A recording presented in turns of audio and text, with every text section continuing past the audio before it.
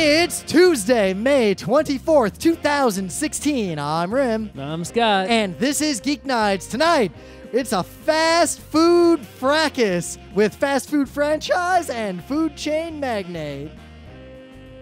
Food chain isn't necessarily fast food. That is true. But I needed an alliteration with the F. Let's do this. So yeah, there wasn't Geek Nights in a while because we were at PAX, and then I got the flu, and then I flew to Hong Kong, and then I lived in Australia for 2 weeks, and now I'm back, like, over the weekend, and I guess we're doing Geek Nights again. All right. Anything happened while I was sick and then gone? Yeah, something happened today. Oh. So, over the weekend, I made some cookies, and I brought them to work yesterday, like I always do. That's nice. A guy at our office brings cookies occasionally, and they're super high quality when he does. That's how I always do, right? So, I left the jar there in the office, and I left work last night. And What, that giant jar? Like the one that you always... Yeah, it was more than half full. People didn't eat a lot of cookies yesterday. Yeah. You know, I mean, you can only eat so many cookies, right? I mean, I was about to say, like, you know me, right? But even I have my limit. So I've done this many times before, but this is, I guess, the first time doing it and since we changed offices, right? But whatever. Yeah. So when I come in this morning, I go to get a morning cookie, like you do. Yeah. And the jar is just gone. Like the whole jar has disappeared. Whoa. And I'm like, Wait, so like the jar was there empty or the jar itself is missing? the entire jar is missing. It was in the spot where the jar was. There was now nothing. All right. Did someone steal your jar? So I go around look. It was still really early. Hardly anyone was in the office. So I go around looking for the jar, and I found it. It was empty and perfectly clean in the kitchen. So someone not only So I start looking for all the cookies, and they're Wait, not you're gonna there. find them like in a drawer? Like, So I mean, if people ate them all, that's fine. I'm okay with that. That's the point, is people would eat them. But I can't imagine that anyone ate that many cookies between 5 yesterday and 9 in the morning today. yeah, especially like Most of the people were leaving the office already, right? They weren't eating that many during the day when they were freely available at lunchtime. Well, I mean, you know me. The situations were like, I'll eat literally all the cookies we own before Emily even comes home You couldn't from have work. eaten that. Even you could not have eaten that many cookies. In that it fugue was so state many cookies. in Wildwood, where Skojo says, hey, didn't I buy a whole dozen donuts? And everyone looks at me and they're like, Rim, how many did you eat? Yeah. I only ate like 7 donuts. My Like, suspicion is that the cleaning person just fucking threw them all out. In which case, I'm gonna find them and murder them in their sleep.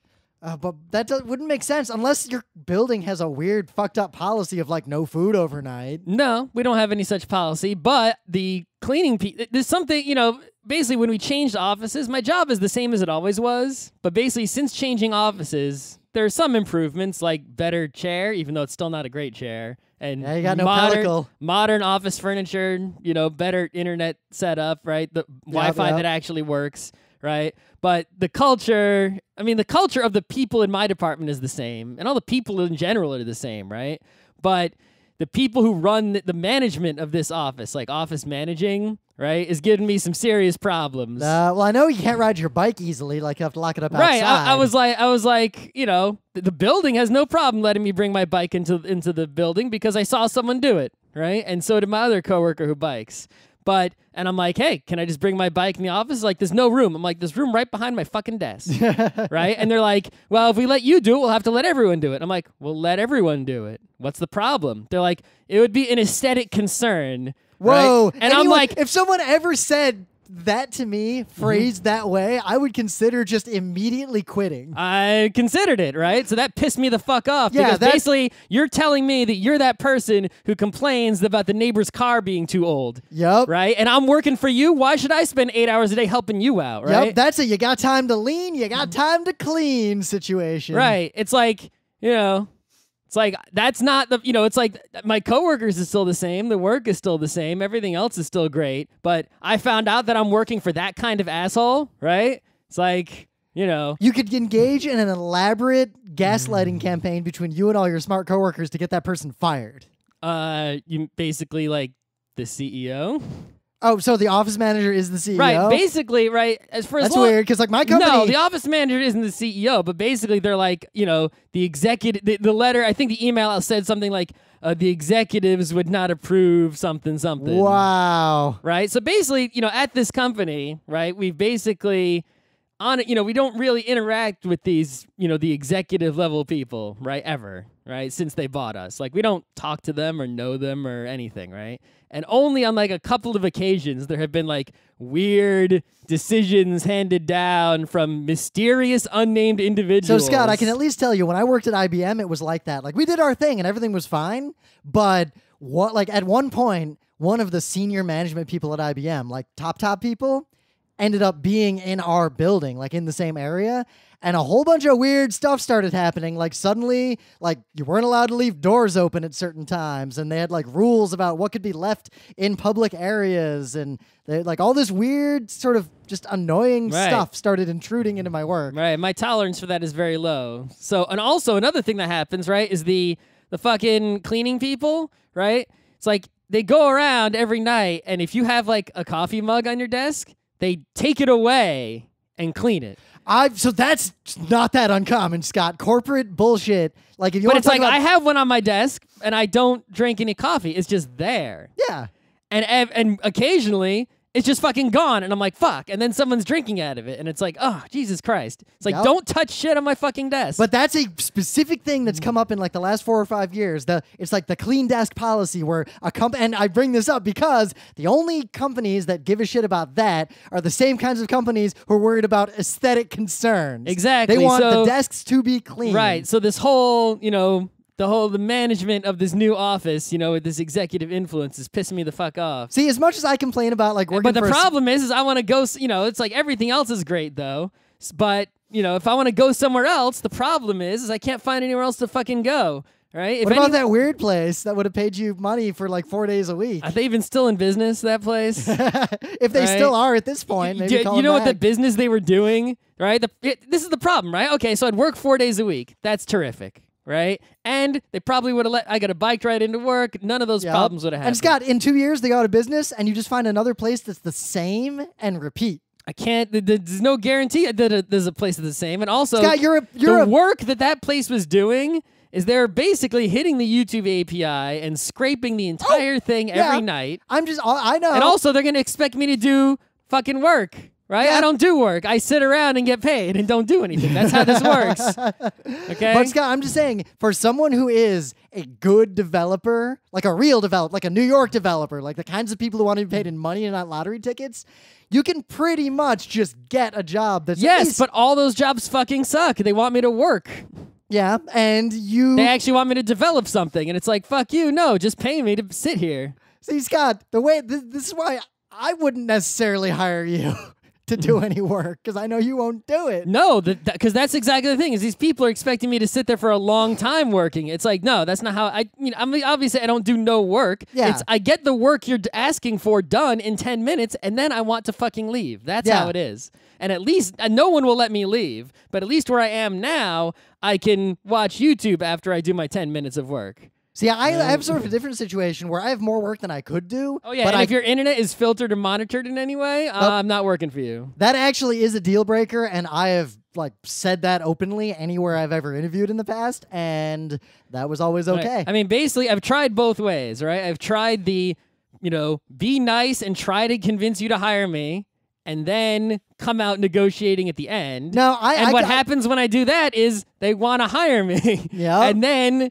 I reject them because they won't agree. And then we just waste everyone's time. And then I've tried negotiating up front, and what happens then is they don't want to hire me. See, I always came in with a separate thing. If I act like they already gave me the job and are just talking about like how it's going to be when I'm there. That's how I treated every interview I've ever done. I mean, that's, the I want you to hire me mode. Yeah, but at the same time, those interviews were always for places I actually did want to work. Like, I decided, like, I do want to work here. There's no place I want to work. I want to not work. Well, there's really no place in modern society for you. You don't say. Yeah. We're not post-scarcity yet. I want to work as little as possible, but every place that wants to hire me wants me to work more. Now, just saying, what if our Patreon got to the point to where you could make the same money you make now, but we were paid just to do Geek Nights 4 nights a week again, but we made the same money we make now? Yeah, that'd be if you're giving me that much money. No, but I'm just saying, as a theoretical, if the Patreon were at that level, would you be willing to put the effort in to do Geek Nights 4 nights a week like we used to? 4 nights a week? No, Yeah. well, I mean, we just do 4 nights one day in the week. We're incapable of doing 2 nights in one day now without considerable bitching. But I don't have to go to work. I can just wake up on Monday. On Monday, record 4 podcasts. Yeah. But I'm saying, is That's that an fine. acceptable level of like required work and office work, everything all mixed in, and money? Would that work for you? It's only 4 hours a week. That's okay. It's more like 6 hours because it takes us a while to actually figure out what to do the show on. I think with 6 days of doing stuff, I could get up enough material to do 4 shows. Yeah, I mean, I got to say, like having basically 3 weeks off of Geek Nights just because of sickness and travel. We could even do 8 shows in 2 days. Holy shit, do I have stuff for like a month or 2 worth of Geek Nights just like queued up now. But you'll forget it all. I put it all in Google Keep Okay. because I'm real smart now. Whatever. So in the news, It's not happy times. Yeah. Meanwhile, I just went to my company. I was like, hey, I just want a bunch more money. And they were like, oh, shit. Okay. I mean, I could ask for money anytime also. They give me money every year, and I'm like, I want days. And they're like, eh. Well, if you know you're not going to take the days anyway, just start getting more and more money. And maybe you'll build up enough of a nest egg of money by doing that to be able to take a bit more risk later. I mean, I could just, I don't want to take any risks. This doesn't work. I need to stay in New York City. Right? If I was gonna leave New York City, I could just not work for like years. I can go live in the Scott, States. you just want to live in New York and not have to do really work. Yes. Work for the city in some sort of union. Like what union? I don't know. Work for the MTA. That's not enough money. Yeah, it's enough money to live here. Not enough money. It's to not keep a nice The apartment. apartment I have now. Oh no, you'd be in a shitty apartment. I can move to a shitty apartment now if I wanted to and save a bunch of money.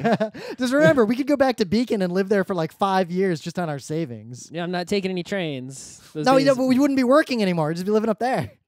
Burning savings for 5 years. And then, I don't know, crime. Yeah. Anyway, as you guys might have noticed, we've been playing a lot of Civ 5 suddenly. Like, just that bell rang, and we've been playing, like, I'm in 5 GMR games right now. I'm in 1. Yep. I don't know what you're doing with your life. Do you have time for 5? It does not take a lot of time to play GMR games because the only game I'm putting serious effort into is the big game I'm playing with the rest of the FRC, which you and James were eliminated from, and everyone else is dangerous. So it's funny and weird to me that we just, for whatever reason, like doubled down on playing Civ 5, like serious multiplayer Civ 5, and then they're just like, oh yeah, guys, Civ 6 is coming out like October next year. Civ 5's a lot older than you think. I know. We saw it at a PAX once. It was like when it came out. Wasn't that the same PAX we brought John St. John? I'm pretty sure it was. That was a long time It ago. might have been the release date of PAX 5 of Civ 5 was 2010. But September Civ 5, 2010. Remember, Civ 5 was kind of a shit game that didn't really exist until Brave New World, the second major expansion. Just like Civ 4 was kind of a shit game until the final expansion. I don't really remember too much, the difference. When Civ because 5 first came out, I didn't play it so I extensively. played it a lot. When Civ 5 first came out, it was boring, unplayable bullshit. I played through it twice, and I was literally done with it. There was no reason to ever play it again. It was that bad. Gods and Kings gave me one more playthrough. Brave New World made it a game that I'm willing to play 5, like, I don't even know which many-month-long. stuff was added in which expansions, because like I played the original a little bit, and then I didn't, and then I bought. There was like some Steam sale, like the whole everything. So for, Scott, like, I'll give you an $10, example. and I got them. Ideologies, that's new. All that like crazy endgame stuff is brand new. What ideologies? You don't know about ideologies? What are you talking about? The thing called ideology in Civ. Where is it? Once you hit the industrial era, someone picks fascism, order.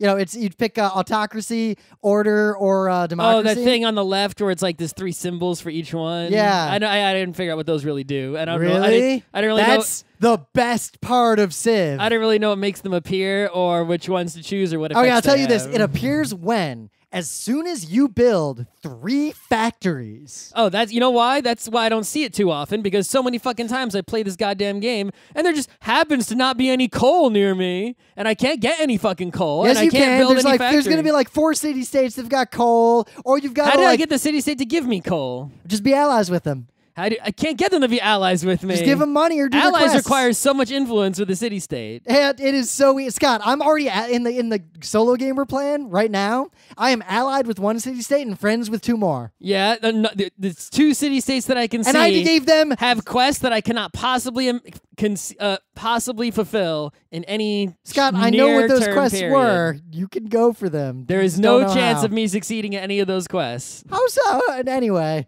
you might have some problems in that game soon. I already have problems in that game. Well, have no money. part of that's because I got that trireme blockading your whales. Well, I'm building a trireme to defend my whales. Oh, yeah. Well, let's see what happens to that trireme because there's things you can't see just out of range. All right, that's fine. Hanging out. Anyway, Civ 6 is coming next year, and something amazing happened after they announced that. Daryl Surratt pointed this out, but I went and confirmed it. Civ 5 went from like not being in the top 10 to being the number 3 game people were playing on Steam. Over what time period? Just like overall, like if you went in there and it showed like today. But I'm saying, when was it not in the top 10, and then when was it? It hadn't been in the top 10 for like 6 months or a year. It just So wasn't up there. when did it hit the top 3? The day after they announced Civ 6 was coming out. Oh, so you say, oh, okay, the announcement. I thought you were Civ saying 6 was announced. Immediately, everyone was like, oh, right, and started playing Civ 5 again. Mm-hmm. I think Giant Multiplayer Robots actually kind of pushing that too, because a lot How many of people are really using that? A lot. Go in there and look at the games that are looking for players. Holy shit, are a lot of people using that. I don't know how many people know about that. I think can't imagine the percentage of those people playing on Steam. I imagine a very small number of I would them. wager that at least a third of all the people who are playing Civ 5 right now are playing multiplayer with that. Because you can't play multiplayer any other way, for one. But anyway, Civ 6 is coming. I don't know if it'll be good or not because there's not enough info. either they're going to release it and it'll suck, and then they'll have their expansion that makes it good later. It's always good to assume that history will repeat. Yeah, but Civ 5 taught me that. It's usually true. Civ taught me that. Every Civ. Yeah, I mean, if someone built Leonardo's Workshop, I'm pretty safe betting a new iPhone's coming in September. Pretty safe bet, right? Yeah, there's gonna be an iPhone 7 so it's SE a pretty in safe September. bet. Civ 6 will be a lot like Civ 5.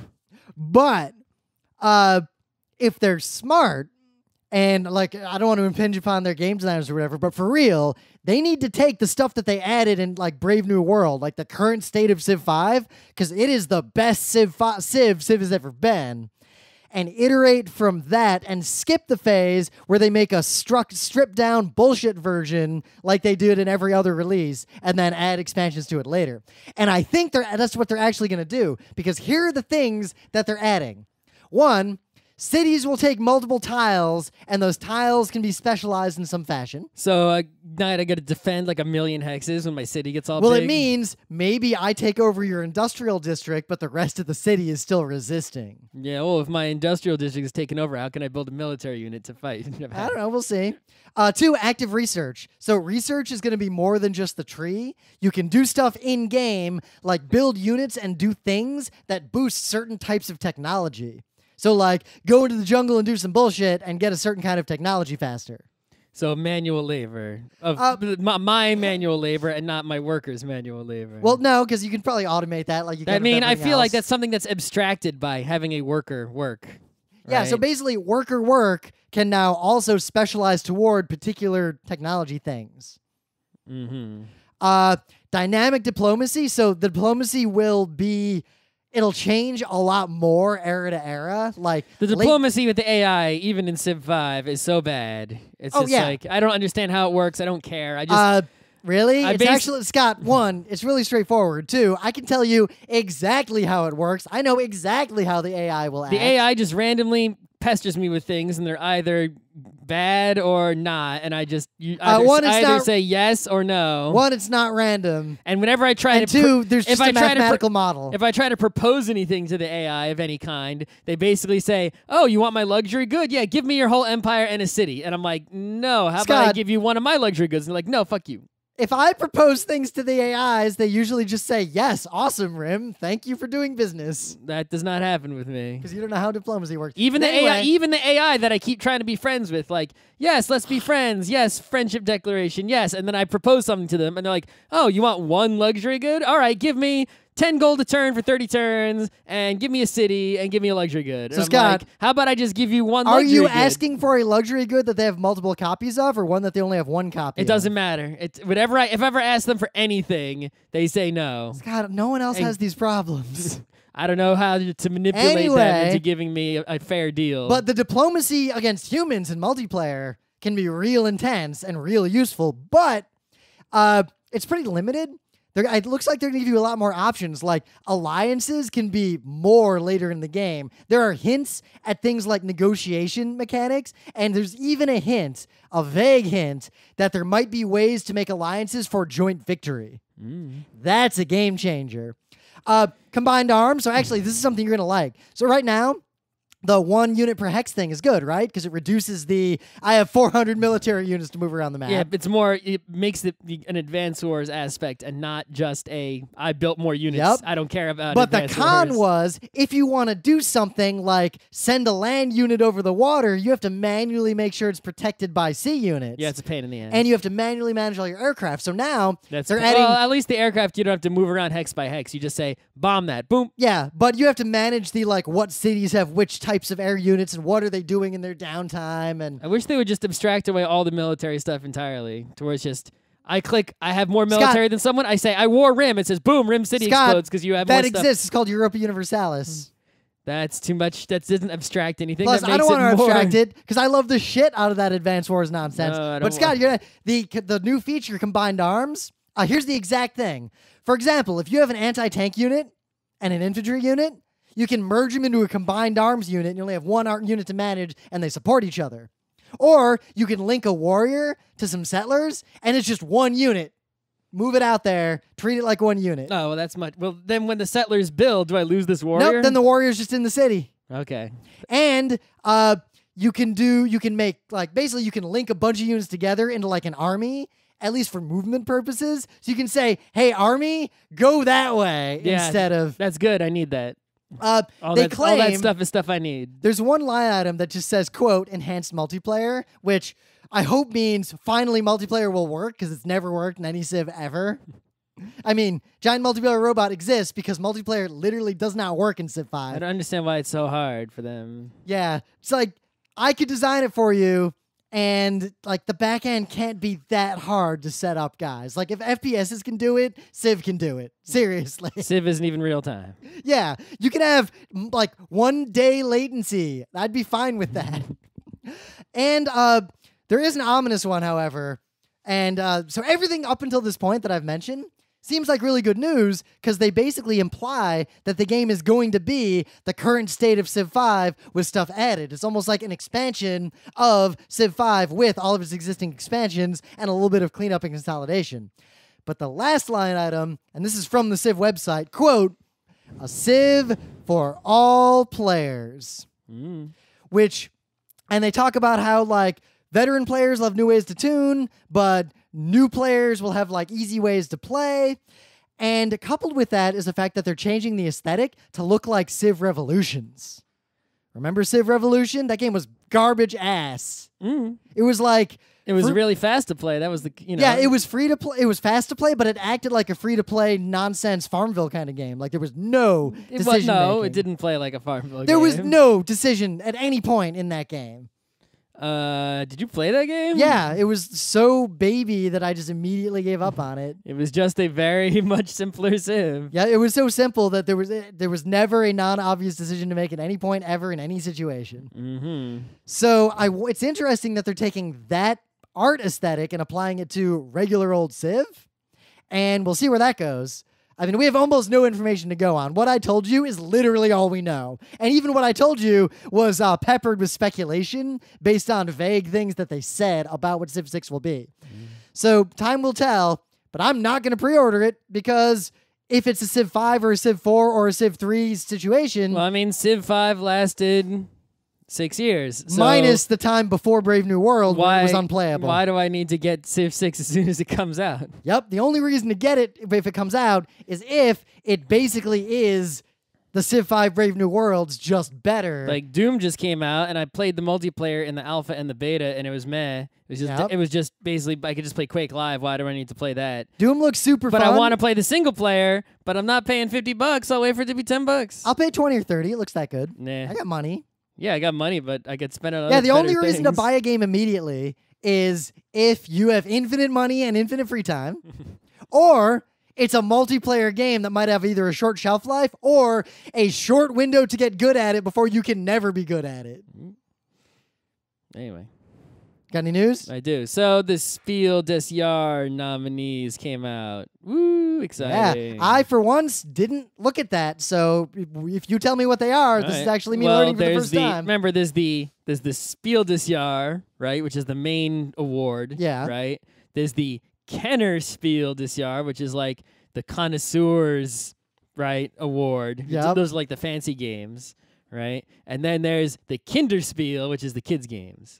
So the Kinderspiel, the kids games, was a game called Leo muss zum Friseur, which is Leo goes to the barber. Never heard of it. I've heard of that because I heard people talking about it. Okay, sure. I don't know anything about There's it. a Rainer Knizia game called which I assume is about food. And there's Stone Age Junior, which is, I guess, a kid's version of Stone Age. There's a bunch of honorable mentions. I didn't like Stone Age, though. I don't know. Anyway, the Connoisseurs Kennerspiel des Jahr. There's Isle of Skye, which I've seen around but haven't played. It's Pandemic Legacy, which I haven't played. Yeah, well, Pandemic And- Legacy seems like it's actually probably a pretty good game for what it Maybe. is.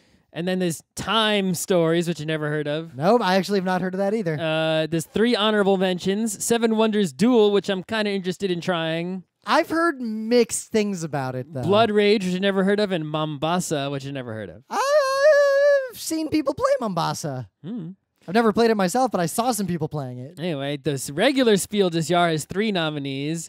Imhotep, never heard of. I've heard of that. In fact, I almost bought it because I saw it on sale. Karuba, never heard of. And Codenames, which I actually played. Codenames? Because everyone's playing Codenames nonstop. Codenames is actually a really good game for the type of game that it is. Right. It's like in that space of like semi-casual, but also like for serious trying to win social games. Like it's way fun. I mean, at least it's unique. It also, I just don't, and it's like, yeah, it's cool. I just don't really ever want to play it. I bought it, and I actually do often feel the urge to play it. I have Well, I have no desire to play it. At PAX, when you disappeared with Tabletop and like never came back to go to dinner with us or anything, we just played Codenames like all night, and it was fun. After dinner and everything else. There's a bunch of other games here. The honorable mentions for the regular Spiel des Jahr. Agent Undercover, parentheses, Spyfall. Animals on Board, Defeasin' 7, Crazy Words. So in fact, actually, this is Quinto. kind of an aside, I don't know what these are. but Codenames and Dixit. Usually I know a lot more of the games that are on these things. Well, because we've actually been kind of distracted. It's been sort of video game and anime season lately, so I haven't for been a whole year? I haven't been super keeping up on new tabletop. Partly because my feed, like the feed of my social media, isn't as like it's half people talking about new like regular tabletop games and half people talking about kickstarted tabletop games, which are almost universally awful. Yeah, so notice how none of out those Kickstarter games got nominated for any Spiels. because they're almost all bad. Yeah. Sorry, guys. Sumer is the best tabletop Kickstarter game, and it's a video game. Anyway. I think there's like 1 day left on that, so back it, guys. They got enough money, they don't care. Oh, as long as they made it, because it's really good. It's good, but, you know. It's good. No one's made a game like that successfully in a while, and it scratches that mule itch in a big way. Yeah, I just don't see myself actually playing it. I do, though, because I did some playtesting, and I got like Judith and Natalie to play I also it. play tested it, but then while I evaluated it and it wasn't bad, I wasn't gonna. I didn't want to play it. Most people have never experienced mules, so I got Judith and Natalie to play it, and they were like, "This game looks complicated or whatever. We'll start playing." But as soon as that bidding happened, like Natalie starts pushing forward on the bidding, and I pushed past her, and she was like, "Oh," and she pushed past, and then I backed off at the last second.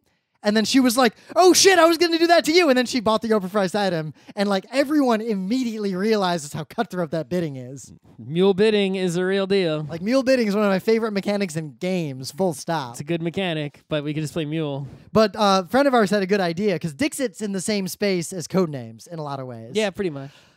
Just play Codenames, but put Dixit cards out instead. So you have to flip over the right cards? Yeah, like we came up with some rules for it, and I got to tweak it a little bit, but there is a way to combine those two games into something. There's not enough Dixit cards, even if you buy them all. Yeah, but you can combine those two games. And you need to make all the stupid little, like, boards that, tell you. You could combine them into something that was, like, a super dangerous, like, for real game with some amount of effort.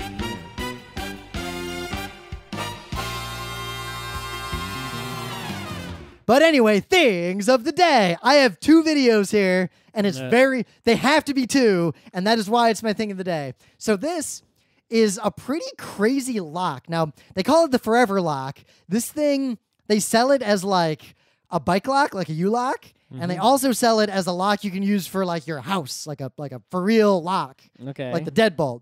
And it's got this crazy key that is they talk about how it's effectively unpickable because it's a traveling keyway. Do you know a lot about locks? Like do you know what a traveling keyway is? I know as much as any nerd does. So the idea of a traveling keyway is you have this crazy like weird lock and key. So you stick the key in the lock, then you twist a thing, so the key is in the lock and you can't see it. Then you twist another thing, and now the key goes into a part of the lock that can literally never be accessed from the outside, and that is how you unlock it, so there's no way to pick it. There's literally no way to get a pick in there.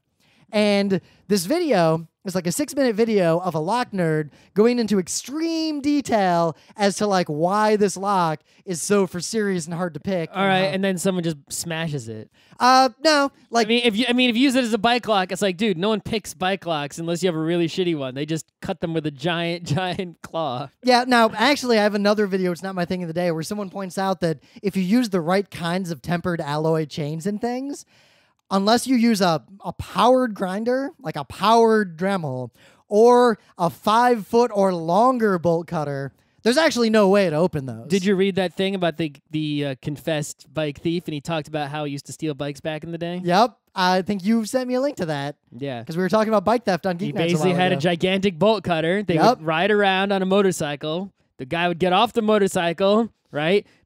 Clip the bolts, give the bolt cutter to the guy on the motorcycle, then ride your bike away. But I mean, this lock, like you can do this, you can use it as the deadbolt in your house, which at least that seems like a more reasonable thing. Because like, if I had my own house and I could put my own lock on it, I'd just get some sort of digital lock. Yeah, but that might be hackable in all much easier ways. Not if I made it myself. Maybe. That's like the people who roll their own encryption. Like, maybe it's better. The encryption part I would just get from some safe, open source, trusted place. But anyway, like, at least it makes sense. Like it's like any lock in any apartment building, I could just bump key it open, like, if I wanted to. Like, bump keys, like, I could teach any of you how to use a bump key in, like, 2 minutes. Sure. They just work. Just open any apartment.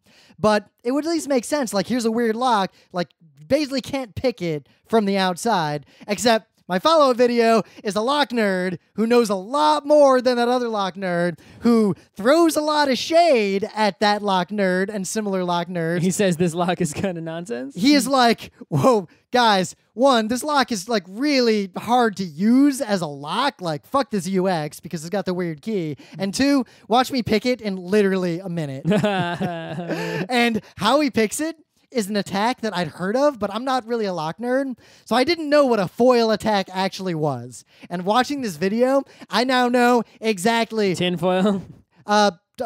Basically, it's foil tape. It's tinfoil that's sticky on one side. I've seen locksmiths use that. Yeah. So this video is great because this guy knows way more about locks. He's just like, yo, dog, this lock sucks. Check it out. And at one point, he's like, all right, so it's a dimple lock and it's got 2 sets of dimples. And that's complicated. So actually, and then he starts looking at it. So this one's probably like a 3, 3, 3. Wait, are there really only 3 levels of depth here? Wait, there might only be 2 levels of depth. Whoa, that's Let's not get into that. Let's assume that there's 3. Now, a real lock will have like 7 or 9, and this guy's great. This guy reminds me of that other guy we watched the videos of where he takes dodgy electronics, and he's like, wow, this will just kill you. Speaking of locks, how safe do you think your stuff is if you put it in the safe deposit box of the bank? Well, because I read FARC, I know not safe at all. Is that your thing of the day, those guys? No. I just thought of it just now. Oh, some guys, literally, the article came out today. It's in Astoria, near where I live. They broke into a bank from the top. They just cut a hole in the roof and just opened every safe deposit box. They didn't open all of them, but they took a bunch of them. They opened as many as they could and just took everything. Anything valuable. Yeah. So I guess the vault in the bank isn't really a vault. It's just basically a vault door with a room behind it, and you can just break into that room from the ceiling or through the drywall. I suspect the only banks that have actual vaults are like pre-war banks. Well, if you go, someone pointed out that if you go through like the desert, there's old Wild West banks, and the vaults are still there, and nothing else in the town is there. Yeah. Also, in Manhattan, you can go and find safe deposit boxes in old. Yeah, you go to the that places that like the ultra rich people use. Yeah, we can go there. Yeah. It's not really expensive. Right? Thing is, if I busted into a safe deposit box, the only things I would take would be SD cards and USB sticks. Because you know that that's like passwords to back ends of dangerous shit. Maybe. Anyway, so here's my thing of the day. Back in 1994, when we were like 12. 94. Right? At the Consumer Electronics Show. I was in, 6th, 7th grade anyway. Right. There wasn't like an E3. Maybe there was an E3 then, but there was still there were a lot of video games at the Consumer Electronics Show because it's not like there was a PAX. Right? Yeah, back then, like, there were gaming cons, but they were like grognard old D&D style and this was cons. the 16-bit era. So they were showing off at this 1994 Consumer Electronics Show a game for the Genesis or / Super Nintendo that never came out, but somebody recorded video of this game with what I assume must have been a VHS camcorder or maybe Betamax camcorder. And that video is on YouTube here for you to watch. Here is the canceled, never officially released, never found in any form except for this video. I guess all the code must be deleted or who knows. The officially licensed 16-bit Akira video game. Whoa! Could have been a real thing.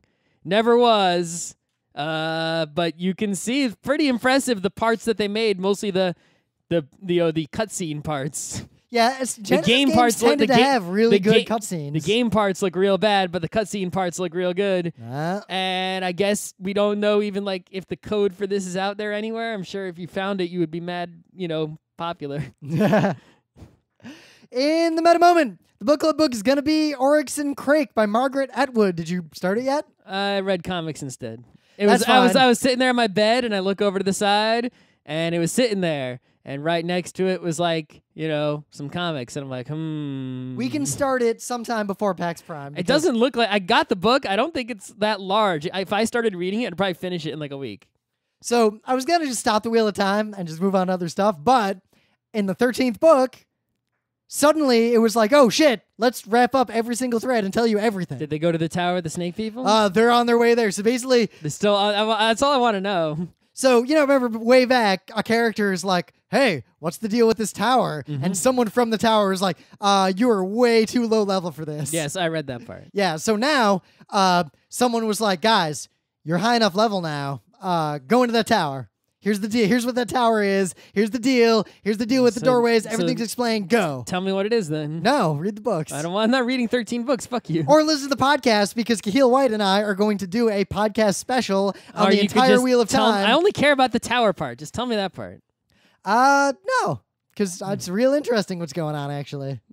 Oh, fuck you. Yeah, you can read the books and find out, or you can wait until PAX and listen to the panel. It's either going to be a panel or... If there's a listener out there who's read all these stupid books, tell me what the fucking tower is. Also, if I wouldn't mind, just tell me what the deal with the dark one is, and then I don't need to know anything else. I don't know the deal with the dark one yet. I don't give a shit about anything else. But I know the deal of almost everything now.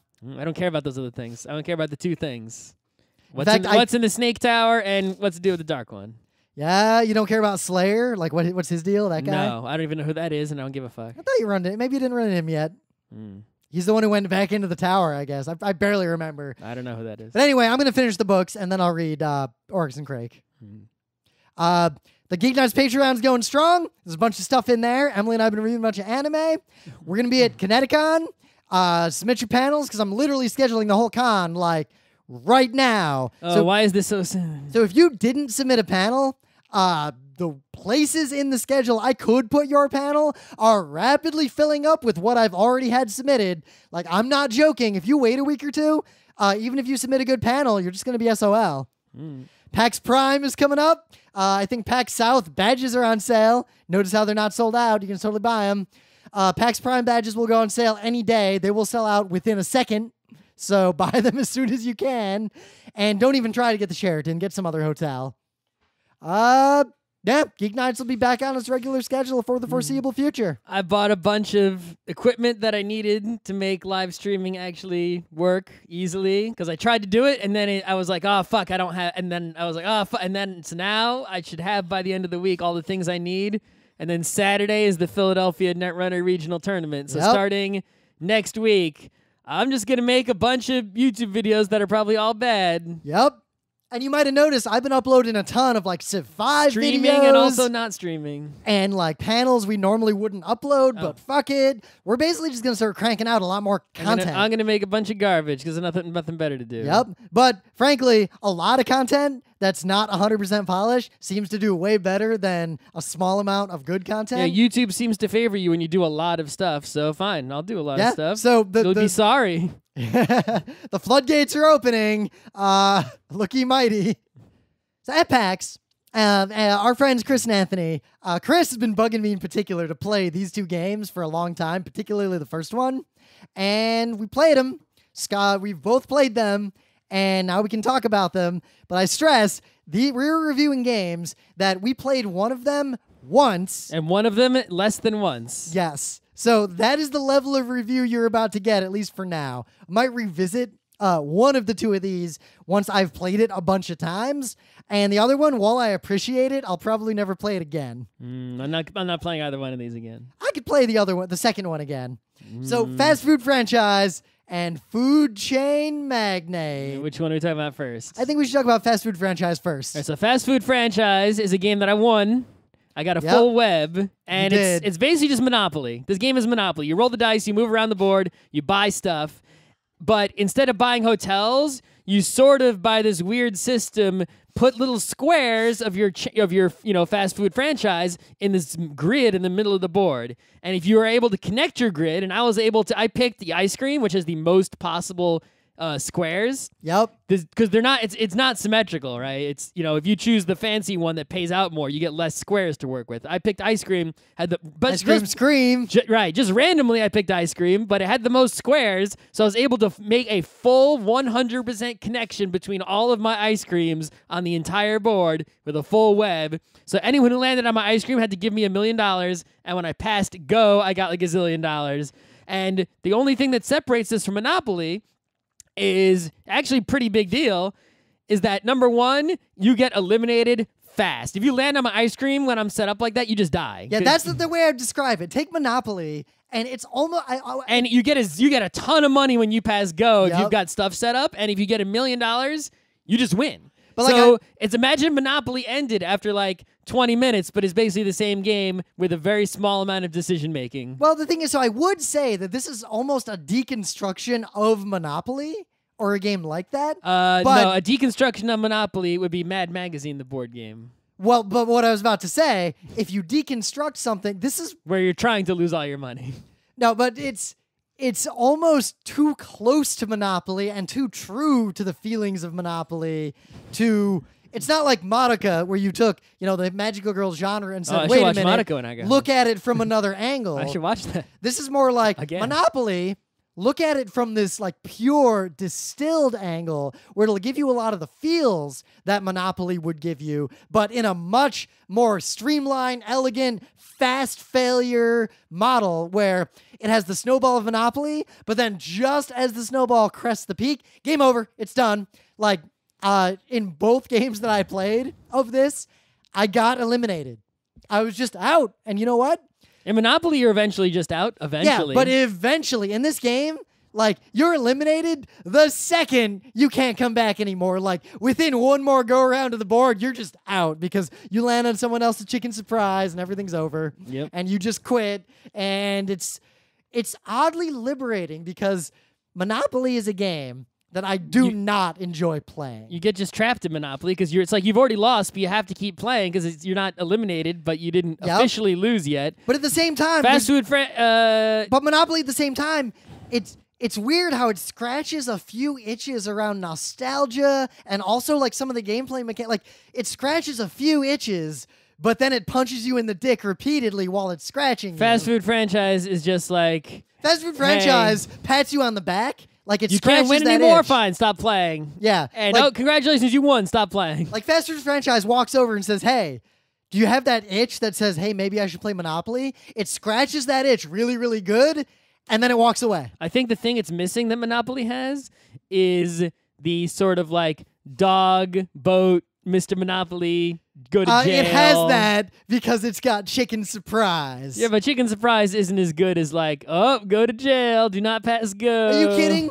Chicken Surprise. You're running a fast food franchise that is called Chicken Surprise, and you don't have bank error in your favor. Guys, you have to click on the link and look at what this game looks like. You don't have like you don't win the beauty pageant. Yes, you do on those cards. Isn't it second place in beauty pageant or something? Yeah. But the aesthetic of this game Beano Railroad, take a ride, bitch. Has been variously described by people I've shown it to as interesting, minimalist, what the fuck, that is horrible. Right, well, because this was a small press game from the 90s, right? It's old. So if you think about like, you know, the relative production value of like indie tabletop games today to, you know, the super professional ones, think about what an indie tabletop board game looked like in the 90s. But Scott, the logo of Chicken Surprise is so wonderful that is the equivalent of the top hat. It's not a battleship blowing up a top hat. I think it's on the same level. Yeah, well. Maybe I'm just really into Chicken Surprise.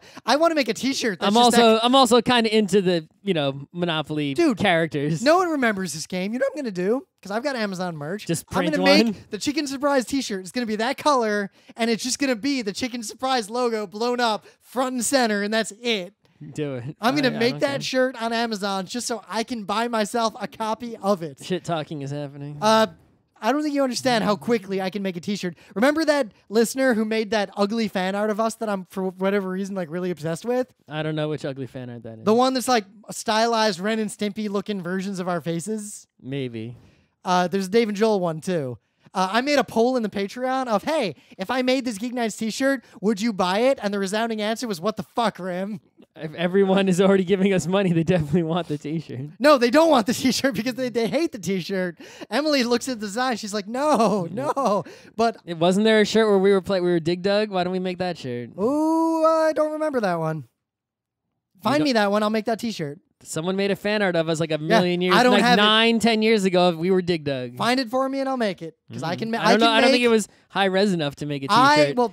I could get someone to redraw it. I don't think the colors are good enough either. Yeah, but I could get someone to redo it just in the concept. But Scott, I can make 250 T-shirts and just sell them on Amazon. If you want to buy a T-shirt with Dig Dug, but it's me. I'm making the Chicken Surprise shirt, and then I'm gonna email. Oh, is this Tom Lehman who made this game? I think it was Tom Lehman.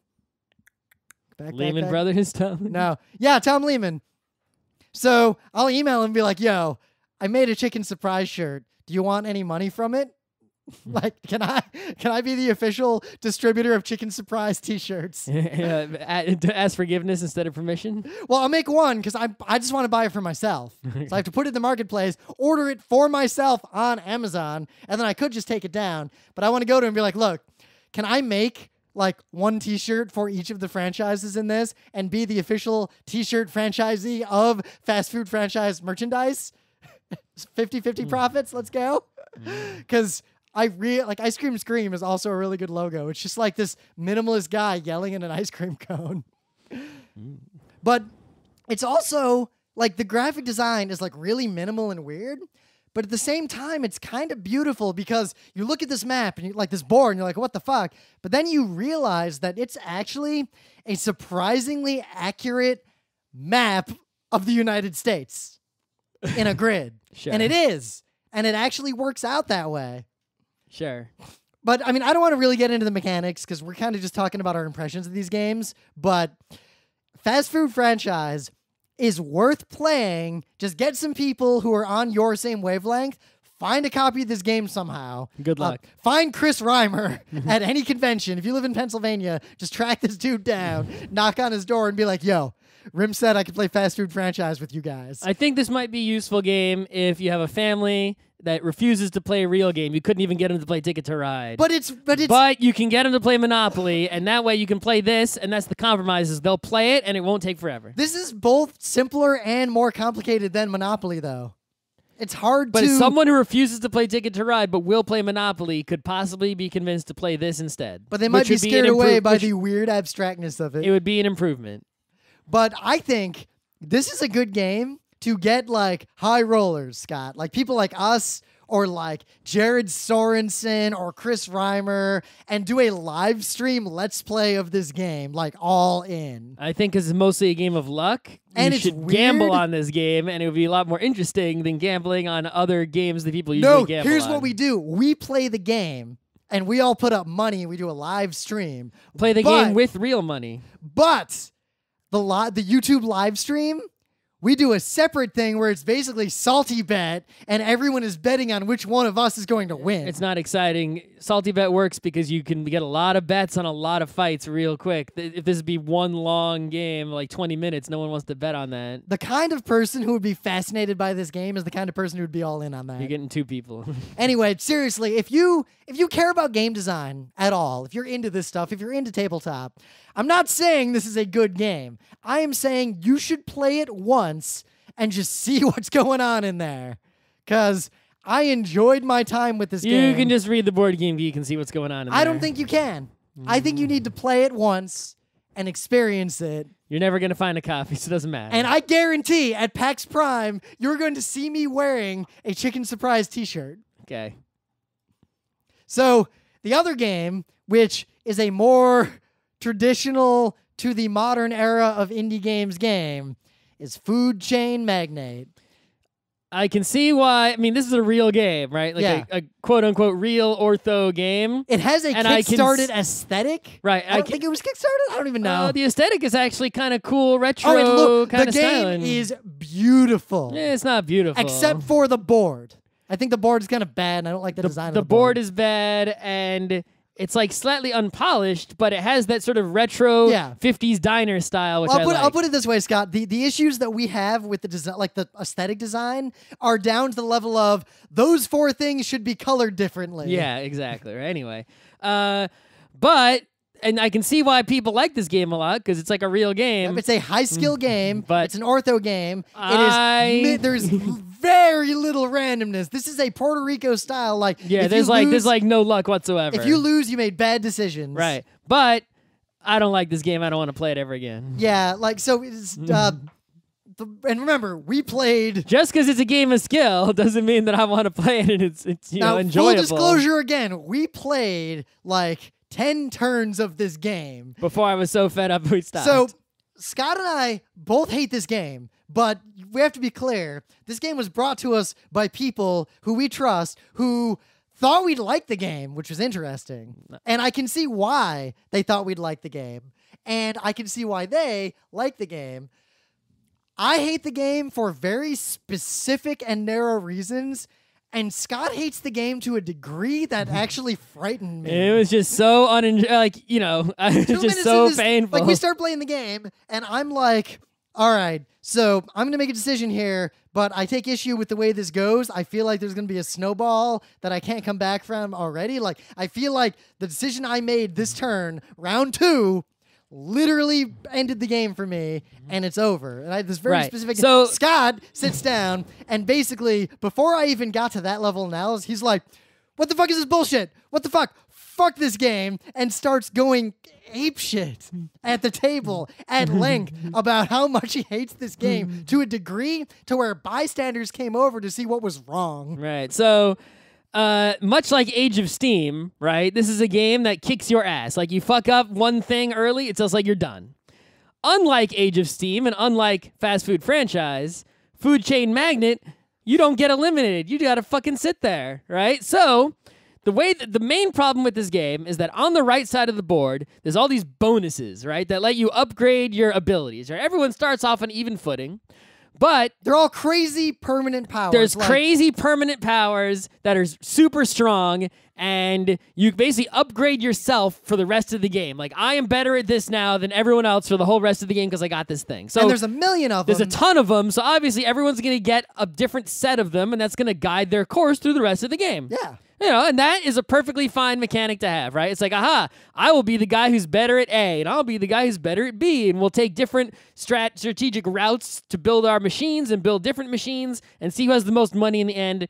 That is perfectly fine. Now, the way you get these things, then I'll let Scott go apeshit on why he's so mad about it. Oh, yeah. Is that there's things you can do in the game, like a million things. There's lots of options, like what you you're got all these doing in the different game. actions you can choose on your turn, and different employees. You can basically choose which employees are going to work every turn, and that you've hired, and you can also hire more employees, and you can increase your capacity of how many employees can work per turn, and that sort of is what you do on each turn, right? But this mechanic, full disclosure before Scott goes crazy, it is a very clever mechanic that in a vacuum I actually really like, but applied to this specific game, I dislike it. Yes. But I want to make it clear, like this mechanic has merit. So the way the mechanic works is if you do a thing, like every power has a condition. So one of the powers gives you like a ton of pizza or whatever, and its condition is if you are the first person to put a pizza billboard out on the board. Right, So, something like that. Like if you're the first person to hire a pizza boy, you get the super pizza upgrade, and no one else gets it. Yep. One of them is like, if you were the first person to fuck up and throw away food, you get a fridge that lets you never have to throw away food again, basically. Mm-hmm. And the way this works is if you hit the milestone, everyone who hit that milestone, the turn that anyone hit the milestone. Right, so that's a perfectly good mechanic, right? Because now you don't have a turn order situation. We're like, oh, Rim went first and he snatched everything up. They figured that out. That's great, right? It's like, okay, we'll give it to whoever does a thing first, but if everyone does it on the same turn, everyone gets it. And then if you do it on a turn after that, well, you don't get it because... Yep, so if you do the thing, if me and Scott get the thing, because we both like advertised on the first time, no one else can get those powers for the rest of the game when you flip them over. Now that could be cool. Right. That's fine, Right. because obviously if someone didn't get those powers that we got, they're getting other powers, right? Because basically every turn, someone is going to be doing a thing that gets them one of these powers, especially early in the game, right? Where everyone doing everything is the first person to do that thing, right? And if you see, you can sort of tell what other people are maybe going for, and you based on different things and try to choose things that they don't choose. But obviously if you choose the same thing on the same turn, that's perfectly fine. Yep. Because you're going to get it too, right? So it's like whatever direction you push in, you're going to be able to push harder in that direction. And the game among skilled players would be very clearly, because there's no real luck in this game. Yep. Scott pushed in direction A, and I'm pushing in directions B and C. So the competition is the direction we're pushing enough to overcome each other? Like, you're specializing in the thing you're doing. Right. And then, the game will actually come down to more specific decisions, like which spot did you put your advertisement on the board? And, like you can really get... Did you anticipate that Scott was going to push B 3 rounds and then swerve and push C a little bit, thus diversifying crazily? Like, did you anticipate that? Could you counter it? Which is similar to what happens in non-luck games like Puerto Rico, where did you anticipate that Scott was going the factory route and set yourself up to capitalize on that while you go the other route? Mm-hmm. It's like, you were planning you picked trade. You thought Scott was going to craft, but actually, nope, he didn't pick craft. Now you're stuck trading nothing. Good luck. So, Scott, regale me with why you don't like that mechanic in this game. So the main problem is that if you fall a turn behind under any circumstance, you're basically just fucked, right? So what happened is I misinterpreted some of the things in the game. Now, I think Scott misinterpreted them because he's dumb. Partially because I'm dumb, but also partially because there's some issues with the design of the thing. There are a few cards that really need to be a different color. There are a few things that need to be a different color, and there's a few things that could be worded better, right? But I just messed up. I didn't realize something, so I made a decision where I thought I was going to get a thing, and I didn't get it. And the result of that was I could not be the first to do pretty much fucking anything for the rest of the game, so I couldn't get any more upgrade abilities. and I was pretty much just done. Now this there's happened no way, and there was no because everything is first come and that's it. There's no other way to get stuff. I couldn't catch up. So why was I still playing this game? It didn't. The game is a long game. I would have had to keep playing. Yeah, the game itself. What they say on the box, quote: "This game can be played by 2 to 5 serious gamers in 2 to 4 hours." And it's like, well, I fucked up one thing on like turn 2 because I didn't get it right. And now, and as soon as I was afterwards, I realized it within like, immediately like, oh, that's not the thing that I should have done because of that. But it was too late. And now I'm just fucked. But I have to sit there for 3 hours? Fuck this. Now, I'd rather complain and then leave the game. It was a little more narrow in that the game's a snowball game. The way I would describe this game is everyone starts at the top of a mountain. Yep. And they make a snowball, and the snowballs are all the same size. And you pick what direction to roll that snowball off the map. And they just accelerate and accelerate and accelerate. If you, drop your snowball... If your snowball hits a rock or something. Yeah, well, if it hits a rock, it was your fault. Yeah, but it might split into, Yeah, but you might... There's all these... If you make any mistake whatsoever, right? And the thing is, I made a mistake of a beginner who didn't know the game early, right? And early is, I guess, the worst time to make a mistake.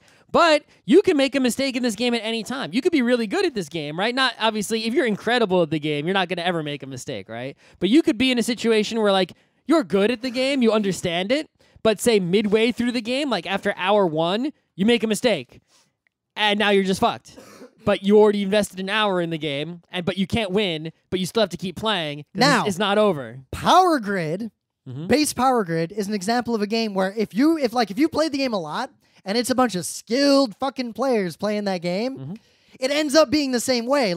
If Scott has $3 extra left over at the end of a round, he fucked up and didn't optimize for the last 5 turns, and that's the fiddly, tiny decision that means he loses. Sure. But that only happens after you've gotten to the point where you're all playing this game at Ultra Pro mode. In this game, that happens immediately. So if I had to describe what this game is really like and who it would appeal to, if you like Twilight Struggle, you like this game.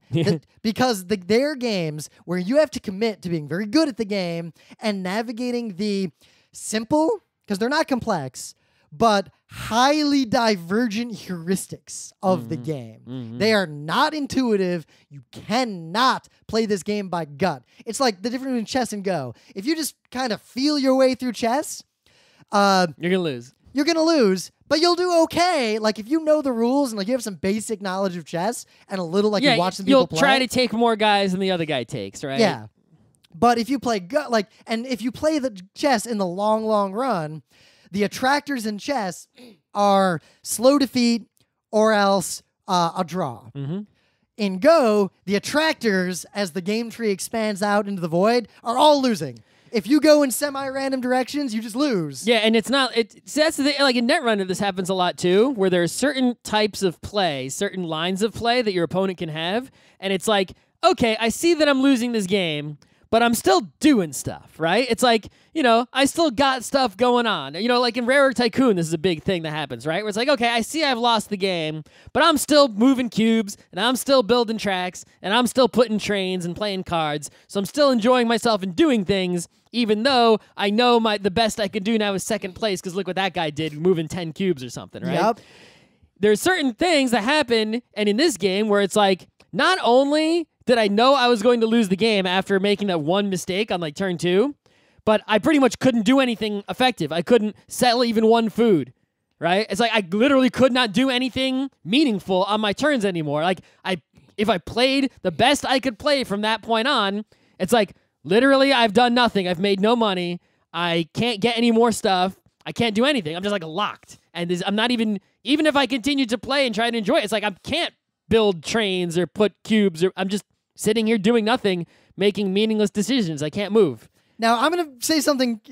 This is a good game. It is a well-designed game. And Twilight Struggle is a well-designed game for what it is. Those kinds of games. But this is the kind of game that, because of these complex heuristics, well, not complex, because of these simple but surprisingly divergent heuristics, and because of the harsh penalties for failure, and because all of the attractors in the game tree are ridiculous failure, the only way to enjoy this game, you have to be the kind of person who wants to pick a game like this, play it a million times, and become very good at this particular game. If you are good at games in general, that will give you almost no assistance in being good at this game, unless you do what I was doing until Scott and Chris and Anthony yelled at me to stop. This game also can suffer from extreme analysis paralysis. I could have navigated that heuristic tree by sitting there for literally 5 or 10 minutes of my turn. You did take a fucking long time on your turn. Yeah, and you know what? I did better than you. Yeah, I'm not going to put in that kind of effort, especially if I'm at a convention, right? I'm not looking to, right? But I'm saying this game, the only way to be good at this game is to play it a lot, to be good at it, or to study it and do a lot of analysis and calculation, slowing the game down, which explains why they say the game takes 2 to 4 hours to play. Much like Twilight Struggle, you have to play it and be good at it, because it has a whole bunch of named cards that do very specific things, and the game's only interesting if you know what all those cards are and what they do. And your opponent also knows what they all are and knows what they do, or if neither of you knows. So you can only play this game. Yeah, if you play this with a bunch of people who've never played it before, you could all make mistakes and still maybe not, have a problem because you all made mistakes. So but then you still have to force people to not spend a long time on their turn, because if someone does think longer, it's like a choir. If you actually calculate out, you could play this game very well the first time, and it's going to take the full 4 hours to play the game. Now, this game has another problem, which is one I've noticed in a lot of games before. One that always comes to mind when I think about this is Quarriors, which is the Dice Dominion. That game feels like it should be so good, but it's not. Right. And that problem is basically big stuff never used. Right? So it's like there's these huge cards you can get if you upgrade all the way, like these ridiculous employees, like the CEOs and stuff, like these ridiculously powerful cards. And from what I could tell is if you were to play this game to completion, right, you would maybe get one of those cards on the final turn or second to last turn, maybe you would get one of them and maybe use it once and the game would be over at that point, right? It's like in Quarriors, you get one fancy super powerful dice and maybe roll it once and the game will be over by that point. It's like, dudes, if you're designing a game and you got big, powerful stuff in that game, at least let people use it. Like in Civ 5, at least let me use the death robot for 10 turns. Hearthstone is actually a good example. It's like in Hearthstone, you can play and put out big, amazing, legendary creatures and actually use them a bit before the game ends, right? You can actually, get to use the heavy hitters and enjoy the fun of using them. As opposed to Magic the Gathering, where if you got one of those, Legends Golden Dragons of 3 colors out on the table, good job. Yeah. Good job getting that dragon out there. And then, and you probably lost the game before that happened. And or you won a long time ago. It's going to die instantly. You've already won and you're just playing that because you've already, because you can, because you're already controlling the game, right? It's it's like if the top level equipment in your, whatever game you make, right? The top level, most powerful stuff, right? The big buildings in Puerto Rico, right? Whatever's the biggest, strongest stuff should be able to come into play, say, between 75 and 80% of the game's completion, right? And then after that, there might be bigger stuff, but that stuff should be victory points only. It shouldn't do anything. And that way, you don't feel bad that you didn't get to do it. Like you buy a big building in Puerto Rico, all it does is give you points. It's like it's not a big, but you get a university, which is the biggest building that can do something, and you'll get you can get that and use it. Bigger. You can get the wharf in Puerto Rico and use it. You can get it, 50, 60% of the way into the game. That little machine game we were playing, the game where you pump stuff through your factories, the card game. We played it at PAX. I don't remember. You bought it, or I bought it. One of us bought it. Oh My Goods. Yes, that game has a good mechanic where when the game ends, you've built your machine of all your different buildings out there doing shit. At the end of the game, you get to crank your whole machine a bunch of times. So you built the crazy building at the end, you get to use it multiple times at the end of the game, rewarding you for having it. There's ways to get around that problem that. Yeah.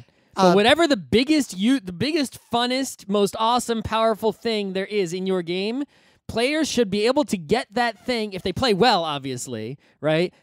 With at least 20% of the game remaining, so that they can actually use it a bit and have a bunch of fun with it, and then the game should end not you don't want to give it to them too early. If you get that stuff halfway through the game, then it's like, oh my God, why isn't it over yet, right? Yeah. But like with 20% or less of the game remaining, you should be able to get the biggest, strongest, most fun thing and use it 2 to 4 times, right? Get some uses out of it as the finishing blow. Yeah. Right? That, if this game, it's like you could never get the most powerful level stuff. You know what they could have done to make that better? Just remove that top level of powerful stuff. Just not have it in the game. And that way, the funnest, most powerful stuff is stuff that's, gettable, right? It's like just cut away your top level and now make the second to top level the top level. And that will now become, simply because it's at the top of your tech tree. Like, you play Civ 5, you can't actually get and use XCOM dudes, right? I have used them in long wars. Only if you continue after the game ends. No! I've used them in long wars to win the game. I've never gotten XCOM dudes before the timer was up. I had a fleet once of a bunch of XCOM dudes and not 1, but 2 giant death robots, and I used those to take out a bunch of cities from a civilization that was close to a culture victory so that I could then get a science victory. Well, obviously you were having a science victory already. Thing is, right? I could have just taken out his capital and had the domination victory, but I've sick of always getting domination victory. Right, but I mean, whatever your top level of stuff is should come into play before the end of the game. Yeah. But anyway, we didn't play the game enough to give you like a deeper review than that, but suffice it to say, unless you like being punished, right? Don't play this. Oshioki. Or if you like games like Twilight Struggle that are serious, luck-free, long, Twilight Struggle has some luck. Yeah, but card heavy drawing. analysis requires significant investment in that specific game as opposed to games in general. I can think of a lot of kinds of people who would really like this game. Sure. I am not one of those people. No.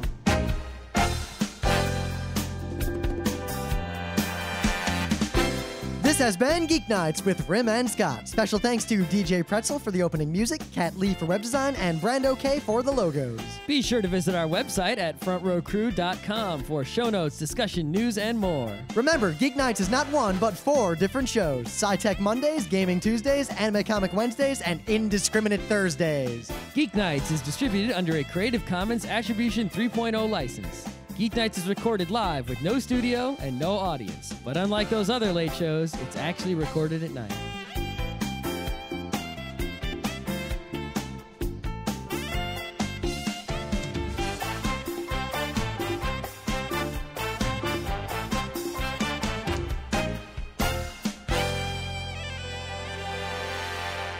The patrons for this episode of Geek Nights who are paying at least $5 a month in order of the amount of money they give us on a continuing basis are Alan Joyce, Rebecca Dunn, Nicholas Brandow, Heidi McNichol, Amanda Duchette, James David White, Chris Chan, I hired a genealogist and we aren't pending a blood test, Kuntz, MyStady.com, Sean Hayworth, William Eisenrose, Jeremy Miners, Spartacus, Matthew Smith, Kimberly Batchelor, Kshar Tavishan, Joshua Gearstar, Tyler Eller, Don Schleich, Sean Yeager, Clinton Walton, Ren from New Zealand, Robert Lee, Ryan Perrin, Drew Openlander, Rare Lavelle, Brian Cedrone, Rochelle Montanona, Finn Eric Silverrod, and the Infinite Sadness, Kinetic Man, Aaron Cerise, Chris Midkiff, Chris Knox, A Red Lion, Sam Cordry, Daniel Redmond, Chris Haddad, Sean Klein, Chris Reimer, and Thomas Hahn. I know we had a long outage between PAX and me having the flu and then me being in Hong Kong and Australia. I recorded a bunch of Rim's Rants, but I didn't have any bandwidth in Australia, and Patreon doesn't work so well in Australia. So I'm going to be uploading those over the course of the next couple weeks. You'll also get the April Q&A from me and Scott. The May one is still taking questions for another week and a half or so. And remember, the theme for May is something Scott will hate. It's politics. But we're back for bed, and now I leave you with something weird. My ding-a-ling,